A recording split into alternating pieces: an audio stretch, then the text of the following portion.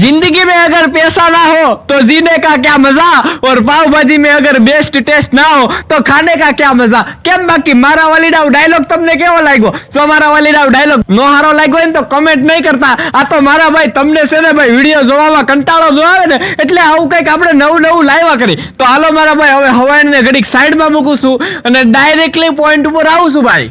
તો ભાઈ આજે છે ને મને ગરમા ગરમ પાવભાજી ખાવાનું મન થઈ ગયું હતું એટલે મારા વાલીડાઓ આજે ગાડીની કિક મારીને આપણે અહીંયા પહોંચી ગયા અને મારા વાલીડાઓ આ ભાઈ જે પાવભાજી બનાવી દે ને ભાઈ અનલિમિટેડ મોજ પડી જાય ને એવી જોરદાર હો।